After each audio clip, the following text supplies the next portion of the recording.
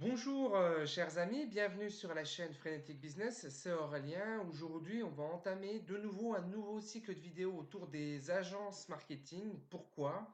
Pour deux raisons. La première raison, c'est que c'est les vidéos qui ont le plus buzzé sur la chaîne, c'est celles qui ont le plus de succès sur la chaîne. Et je ne suis pas surpris. Je ne suis pas surpris parce que pour moi, les agences marketing, et donc pour beaucoup d'entre vous d'ailleurs, les agences marketing sont un petit peu le Graal de l'entrepreneuriat en 2019, en 2020. Pourquoi? Parce que les agences marketing sont des business models qui sont très faciles à implémenter, qui sont scalables et qui ont de ce fait beaucoup de potentiel. Donc on va parler des agences marketing et je vais vous proposer d'ailleurs d'échanger avec moi si vous avez un projet d'agence marketing. Si vous souhaitez ouvrir une agence marketing, envoyez-moi un petit mail dans la rubrique à propos, ou tiens, je vais même vous mettre le mail dans la description. Vous pourrez comme ça facilement m'envoyer un petit mail et puis on pourra échanger si c'est un projet qui vous intéresse.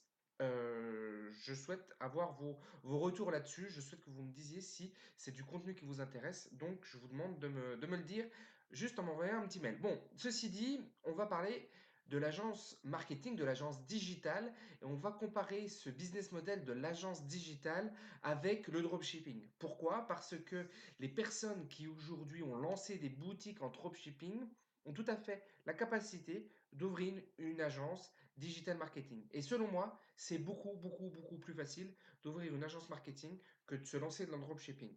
D'ailleurs, en ayant échangé avec bon nombre de formateurs, on se rend compte que les gens qui se lancent dans le dropshipping, entre les gens qui se lancent dans le dropshipping et les gens qui ont véritablement des résultats qui leur permettent de se dégager un revenu, on est à peu près à 5%.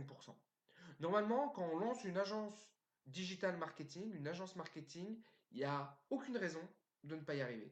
Il n'y a aucune raison parce que vous n'êtes pas limité par la technique comme vous pouvez l'être par le dropshipping. On va en parler dans un instant.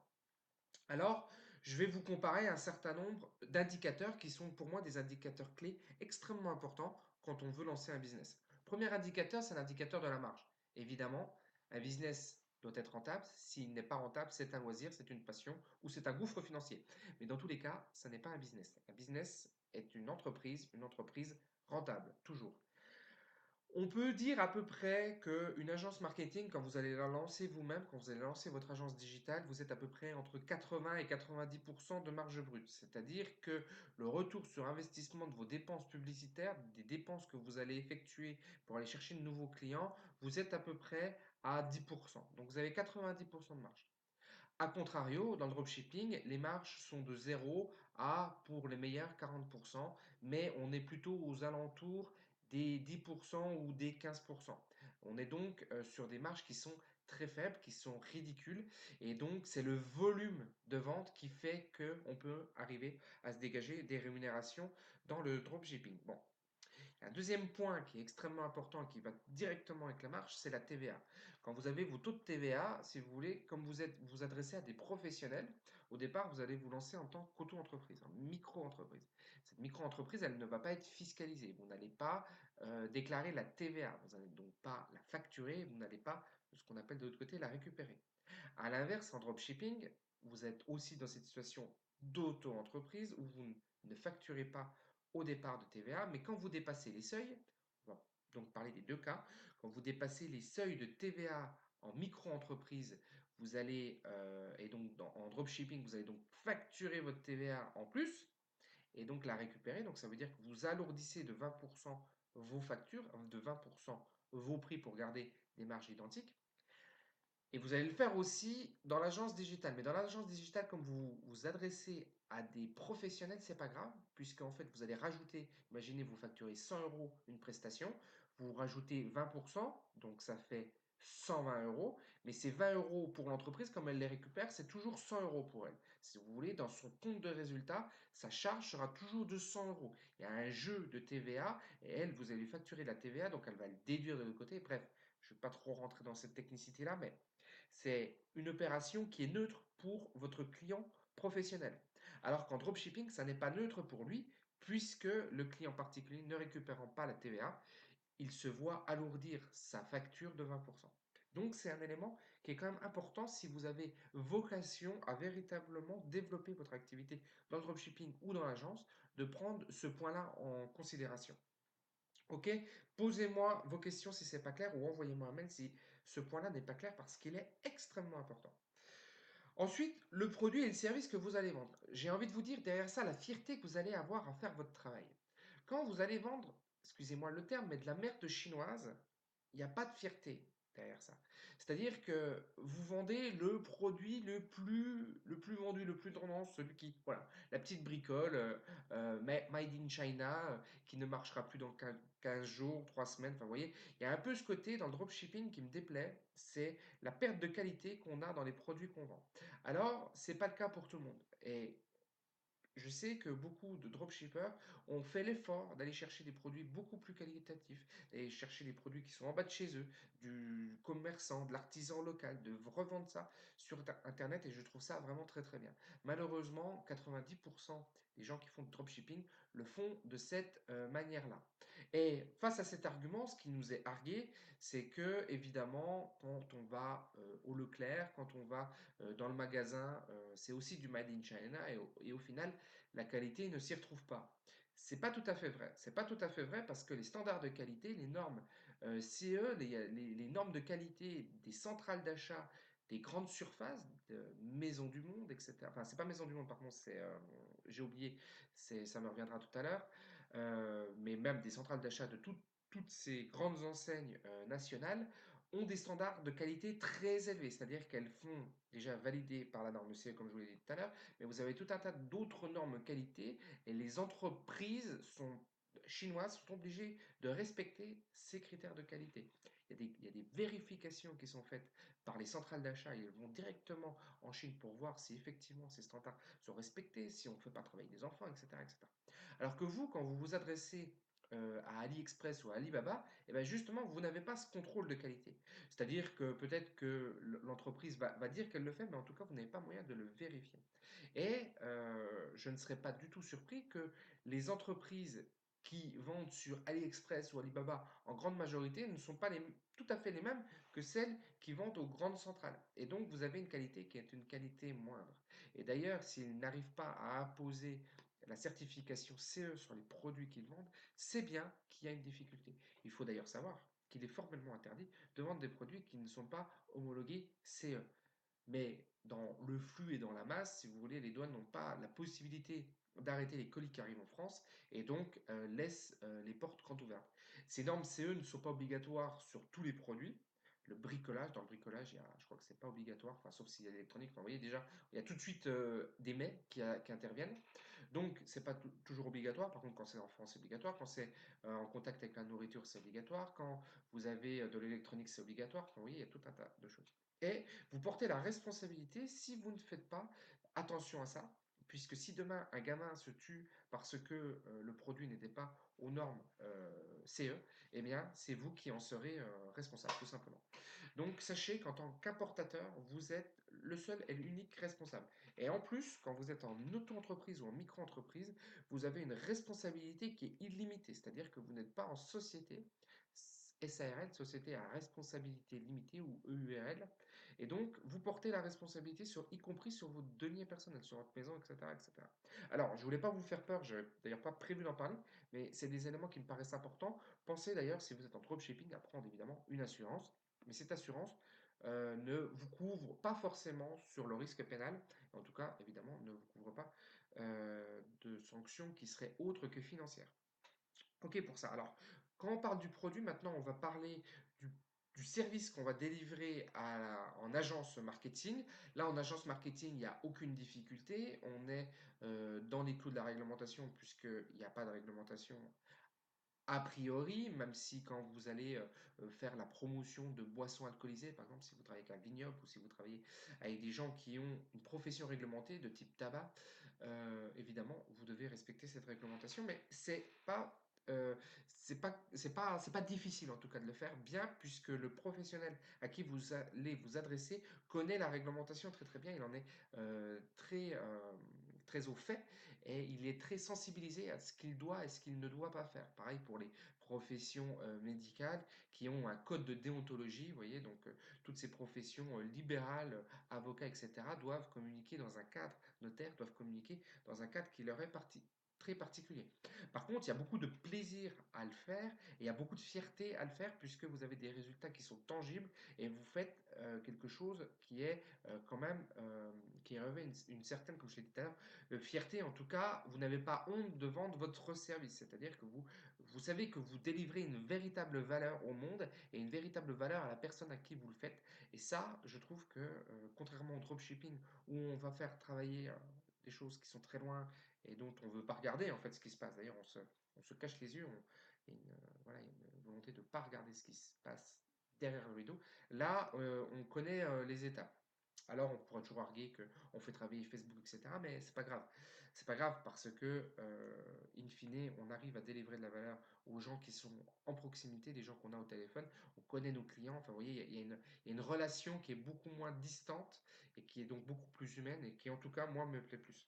Ok, maintenant, on va parler de la technicité et de la facilité. Est-ce que c'est plus facile de se lancer dans le dropshipping ou est-ce que c'est plus facile de lancer une agence marketing ou une agence digitale? Et moi, je vais clairement vous répondre, c'est beaucoup, beaucoup plus facile l'agence digitale. C'est beaucoup plus facile parce que pour m'être exercé au dropshipping et avoir fait quand même quelques milliers d'euros, c'est quand même très difficile parce que vous devez vous approprier les codes et les outils et vous devez surfer sur un certain nombre de tendances et c'est pas facile.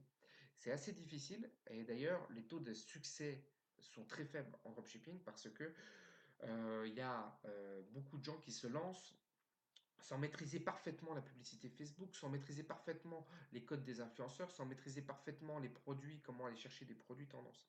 Alors qu'à l'inverse, quand vous allez lancer une agence digital marketing, il vous suffit, entre guillemets, d'aller voir le commerçant du coin, de lui présenter un petit peu ce que vous faites en lui disant, regardez, vous pouvez faire ça sur Instagram, vous pouvez faire ça sur Facebook, et puis de vendre. C'est-à-dire qu'après, vous allez vous exercer à la technique de vente, vous allez apprendre à vendre, ce qui est peut-être le plus difficile dans ce job-là, au final, mais vous allez apprendre à vendre et puis vous allez vendre très facilement auprès de votre réseau de connaissances proches. Vous avez même certainement déjà des potentiels, enfin des prospects, des potentiels clients, même dans votre réseau professionnel ou dans votre réseau personnel, et puis que vous pouvez démarcher très très facilement. Donc c'est beaucoup plus facile d'aller voir ces gens-là et puis de lancer, puisque vous savez que vous allez avoir des résultats, vous savez que vous êtes capable de délivrer de la valeur facilement, et c'est très facile, encore une fois, avec les outils qui nous sont offerts, mais malheureusement, ils sont, et heureusement pour nous, pour le coup, ils sont méconnus des gens qui font des business, ce que j'appellerais 1.0. Donc c'est beaucoup, beaucoup, beaucoup plus simple. Et puis demain, vous perdez un client, il vous suffit, avec les techniques, avec un certain nombre de techniques, il vous suffit d'appliquer ces techniques et puis de générer des clients quasiment à la demande. Donc pour moi, ça me semble vraiment, vraiment, vraiment plus simple que le dropshipping où vous allez dépenser de l'argent, vous allez mettre de l'argent sur la table et puis vous n'allez pas forcément avoir ce retour sur investissement. Encore une fois, évidemment, c'est possible de le faire, mais voilà, c'est 5%, 10% des gens qui arrivent, alors qu'encore une fois, pour moi, l'agence marketing, à partir du moment où on respecte un certain nombre de critères, il n'y a aucune raison de pas y arriver. Ensuite, la scalabilité, le fait de monter en échelle, de te faire grandir son business. Alors, en dropshipping comme les agences marketing, je pense qu'il est possible de faire monter ces business à plusieurs dizaines, centaines, voire le million d'euros. Moi, ça me paraît complètement jouable. C'est d'ailleurs complètement jouable, puisqu'aujourd'hui, il y a des agences qui existent et qui dépassent le million d'euros. La difficulté qu'on va avoir en dropshipping, c'est de faire durer son produit le plus longtemps possible et de trouver, voilà, dans sa niche des produits et des produits et des produits et des produits. Alors qu'à l'inverse, dans l'agence marketing, ce qu'il faudra vous faire, c'est simplement de trouver des gens qui vont vous aider, qui vont vous accompagner dans votre projet d'entreprise. Et donc, c'est l'histoire de l'entreprise telle qu'on la connaît, c'est-à-dire celle qui grandit et qui s'entoure de collaborateurs. Et ça se fait très bien, notamment dans l'univers numérique, puisque vous avez tout l'univers des freelances qui peut vous appuyer, donc vous n'êtes pas en pénurie de main-d'œuvre.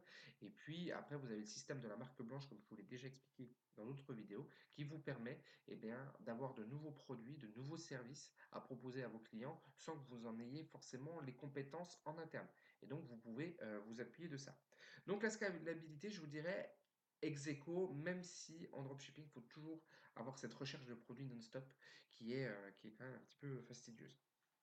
Ok, ensuite la fragilité du business. Alors la fragilité du business, un business en dropshipping dépend d'une plateforme, souvent c'est Shopify, donc ça fait un, et puis de Facebook ou Facebook Instagram ou Facebook Instagram, et puis si je suis très fort, SEO, ça veut dire que j'ai trois leviers là, cette fois-ci, d'acquisition de trafic. Néanmoins, quand on a le chiffre un en business, c'est toujours extrêmement dangereux. Et quand vous êtes dépendant d'une seule plateforme, c'est-à-dire que si demain vous faites 10 000 euros par jour sur Shopify et que Shopify déconne pendant 4 jours, bah, vous perdez 40 000 euros. Euh, Si vous dépendez de la plateforme et uniquement de Facebook et que Facebook change son algorithme, change sa façon de faire, sa façon de travailler. Aujourd'hui, on entend beaucoup parler de Facebook et puis des taxations Facebook. Donc, si demain la publicité devient 4 fois plus chère, et c'est pas du tout impossible, vu ce que sont en train de nous préparer nos législateurs autour des GAFA et de la taxation des GAFA, donc ça ne va pas aller en décroissance ce coût d'acquisition. Bon, vous êtes dépendant de ça. À l'inverse, en agence digitale, vous êtes aussi peut-être un petit peu dépendant des réseaux sociaux, mais comme vous allez avoir une activité qui va être multicanal, vous allez aller chercher des clients sur plusieurs canaux, vous allez utiliser plusieurs leviers, plusieurs savoir-faire, vous n'êtes enfin, vous êtes au final pas tant dépendant que ça. Et vous n'avez pas de plateforme sur laquelle vous reposez. Donc, je vous dirais que la fragilité, sur ces points techniques, elle est à peu près ex aequo, mais je dirais quand même un peu moins pour l'agence. Je donnerai un peu plus de crédit à l'agence. Par contre, vous n'avez pas la fragilité de la dépendance, par exemple, d'un seul fournisseur chinois en dropshipping. Vous ne l'avez pas, ça, en agence digitale. Vous n'avez pas non plus ce besoin, comme j'expliquais tout à l'heure, d'aller rechercher non-stop encore et encore des produits, puisque dans l'agence digitale, il vous faut trouver des clients et vous exécutez votre prestation à peu près de la même façon à chaque fois. Ok. Alors sur les investissements, je vous dirais que c'est à peu près kiff-kiff, même si vous devez mettre de la pub sur la table aussi en dropshipping, en agence, vous n'avez pas cette difficulté-là. Et enfin, pour conclure cette vidéo et ne pas dépasser les 20 minutes, au niveau de la revente, vous allez avoir facilité à revendre une boutique en dropshipping quand elle tourne, quand elle marche. Je vois beaucoup de gens qui essayent de vendre des boutiques qui ne tournent pas, qui ne marchent pas aujourd'hui, et ça se vend pas en fait. Ce qui se vend, c'est une boutique qui génère du chiffre d'affaires. Il y a beaucoup de boutiques à vendre, mais ça se vend, je pense que ça se vend. Un business d'agence marketing se vend aussi si au préalable on a bien pensé son branding, si au préalable on a bien pensé qu'on allait penser à la revente. Donc quand vous lancez votre agence marketing, pensez tout de suite à la revente. C'est-à-dire qu'elle ne doit pas reposer sur votre nom personnel, elle doit reposer sur le nom de l'enseigne. Elle doit s'assurer d'avoir des clients récurrents et certifiés dans le temps, on va dire. Elle doit faire un certain nombre de choses qui font qu'elle est revendable. Dans les entreprises de services, les agences, ça se revend bien, ça se fait, c'est pas quelque chose que je vous invente, c'est quelque chose que j'ai vérifié. Donc vous pouvez faire ces reventes dans les deux cas. Mais dans le cas de l'agence, comme vous n'avez pas de coût, et ben, les reventes se font, on est assez proche du montant du chiffre d'affaires, alors qu'en dropshipping, on va parler du résultat. On va parler uniquement du résultat. Et comme les marges sont de 80% à peu près dans les agences et qu'on est entre 0 et 40%, ben voilà, dès qu'on génère du chiffre d'affaires, et ben c'est de la valeur qui est donnée à l'entreprise, mais ce n'est pas que ça. C'est aussi, encore une fois, les contrats que vous avez signés, la pérennité de ce que vous faites. Voilà, c'est tout un ensemble de choses qui font qu'une entreprise se revend bien ou ne se revend pas. Voilà, chers amis, ce que je pouvais vous dire. Donc, on va continuer ce cycle de vidéos. Je vous ai fait donc cette première vidéo, puis je vais essayer de vous en faire une là jusqu'à Noël. Et puis, même jusqu'à fin décembre, et puis peut-être en janvier. Voilà, c'est quelque chose qui m'intéresse et j'ai envie de vous partager ça parce que je trouve véritablement que l'agence digitale est le business model le plus porteur, le plus prometteur sur les 3 4 prochaines années. C'est véritablement ça qui, pour moi, qui est le plus facile à mettre en œuvre, là où il y a le moins d'argent à mettre sur la table. C'est-à-dire que vous n'avez pas 100 000 ou 200 000 euros à mettre sur la table pour générer beaucoup de chiffre d'affaires. Et il vous suffit juste d'avoir un certain nombre de techniques et puis de mettre en œuvre, et puis d'avoir le bon mindset, le bon état d'esprit, de ne pas attendre 20 ans avant de vous lancer, et c'est ça qui fera votre succès. Voilà, chers amis, ce que je pouvais vous dire. Je vous dis à bientôt sur la chaîne Frenetic Business.